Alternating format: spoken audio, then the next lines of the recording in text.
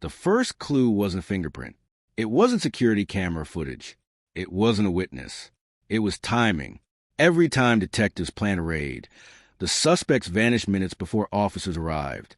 Search warrants turned up empty houses. Drug shipments disappeared just before highway patrol checkpoints. Armed robbery crews somehow knew exactly which armored trucks had reduced security and which patrol units were tied up elsewhere. Someone inside the police department was talking. At first, the failures looked like bad luck, but after the 9th compromise operation in less than 6 months, even the most skeptical officers admitted the impossible had become reality. There was a traitor wearing a badge. No one imagined that exposing the insider would uncover a criminal enterprise stretching far beyond robberies, one that would shake an entire police department in Texas and destroy lives on both sides of the law. And for one detective, finding the truth would come at a devastating personal cost. The story began in Houston, Texas, where Detective Marcus Hale, a 15-year veteran of the Houston Police Department, had built a reputation for patience and integrity. Marcus wasn't flashy. He rarely appeared on television after arrests. He didn't chase promotions.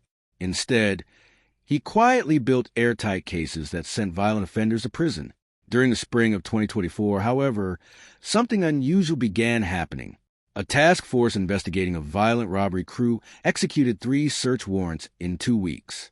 Each location had been abandoned less than an hour before officers arrived. Furniture was still warm. Coffee sat steaming on kitchen counters. Security cameras had been ripped from walls. Phones had been smashed. The criminals were always just gone. Captain Linda Brooks dismissed the pattern as coincidence. Bad timing happens, she told investigators. Marcus wasn't convinced. Criminals didn't predict police operations that accurately. Someone had warned them. The theory sounded paranoid. Until another disaster struck. A jewelry transport convoy traveling through West Houston was ambushed by masked gunmen carrying military-grade rifles. The robbers intercepted the armored vehicle at a construction detour that had been established only hours earlier. They knew exactly how many guards were inside. They knew which officer was escorting the convoy. They even knew backup patrol units had been diverted because of a major traffic collision across town. The robbery lasted less than 4 minutes. Nearly $4 million in diamonds vanished. One security guard was critically injured. The attackers escaped before the first patrol car arrived. When Marcus reviewed dispatch recordings, his stomach tightened. Only a handful of officers had known about the convoy's revised route. The information had never been released publicly. That narrowed the suspect pool dramatically. Someone inside law enforcement had supplied operational intelligence. The department quietly formed an internal review team. Marcus requested assignment. He wasn't officially an internal affairs investigator, but Captain Brooks approved his involvement because of his experience with organized robbery crews. The investigation remained confidential. No emails, no department-wide meetings, only verbal briefings among trusted personnel. Marcus began examining every failed operation over the previous year. At first, nothing connected them. Different suspects, different districts, different supervisors, different investigators. Then he discovered something almost invisible. Officer Daniel Mercer had somehow appeared around nearly every compromise operation. Sometimes Mercer transported evidence. Sometimes he assisted traffic control. Sometimes he delivered paperwork. Sometimes he simply happened to be working nearby. None of those assignments seemed unusual individually. Together, they formed a disturbing pattern. Still, coincidence wasn't proof. Marcus needed evidence. Mercer had served 11 years with the department. His personnel file was spotless. Commendations filled several pages. No disciplinary actions. No citizen complaints. Respected by supervisors. Liked by fellow officers. He looked like the last person anyone would suspect. Marcus decided to investigate quietly. He reviewed Mercer's financial records through legally authorized investigative channels after obtaining proper approvals. His official salary couldn't explain recent purchases. A luxury pickup truck, a lakeside cabin, expensive watches, cash deposits spread across several local banks. None exceeded federal reporting thresholds. Individually, they attracted no attention. Combined, They painted a troubling picture.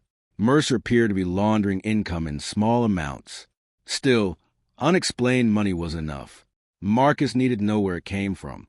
One evening, surveillance units followed Mercer after his shift. Instead of driving home, he parked outside a small diner on Houston's east side. A black SUV arrived 20 minutes later. Mercer entered the passenger seat. The meeting lasted 7 minutes. No words were overheard. No obvious exchange occurred. Then Mercer returned to his vehicle. The SUV disappeared into traffic. Detectives identified the vehicle 2 days later. It belonged to Victor Salazar, a businessman with no criminal convictions. But intelligence files linked him to multiple robbery suspects and suspected money laundering operations.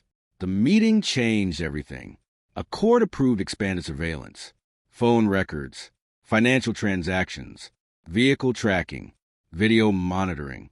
Over the following weeks, investigators uncovered a shocking pattern. Every major robbery orchestrated by Salazar's organization had been preceded by contact with Mercer, sometimes through prepaid phones, sometimes through encrypted messaging applications, sometimes through brief face-to-face meetings. The timing was impossible to ignore, but the greatest revelation had yet to come. Marcus reviewed body camera footage from a warehouse robbery 18 months earlier. One frame caught his attention. Mercer had quietly stepped away from other officers during perimeter security. His phone illuminated briefly. Less than 3 minutes later, 2 armed suspects escaped through a rear loading dock that officers had inexplicably left uncovered. At the time, supervisors blamed poor coordination. Now it looked deliberate.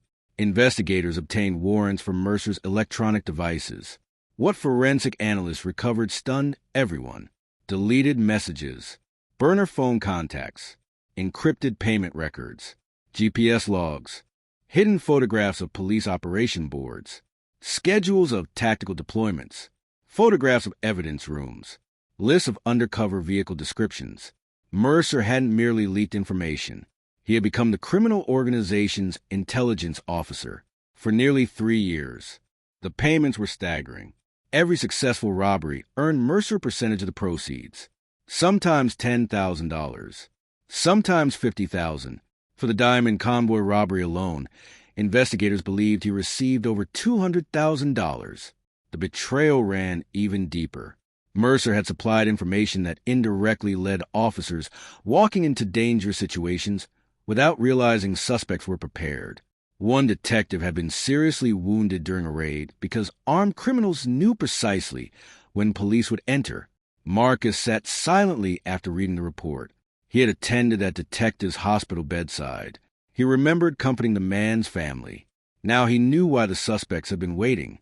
Someone wearing the same uniform had sold them out. The arrest operation was planned with extreme secrecy. Only 6 people knew the date. Mercer reported for duty unaware that investigators had already secured overwhelming evidence. He entered the station carrying coffee, as if it were any ordinary morning. Marcus approached calmly. "Daniel," he said, "we need to talk." Mercer smiled. "About what?" Marcus placed a warrant on the table. "You already know." The smile vanished. Mercer looked toward the exits. Uniformed officers quietly blocked every doorway. For several seconds, no one spoke. Finally, Mercer whispered, "I never hurt anybody." Marcus answered without raising his voice. "You didn't have to pull the trigger. You just told them where to aim." Mercer lowered his head. The interrogation lasted nearly 11 hours. At first, Mercer denied everything. Then detectives presented financial records, GPS data, messages, video surveillance, recovered files. The evidence became impossible to explain away. Eventually, Mercer confessed.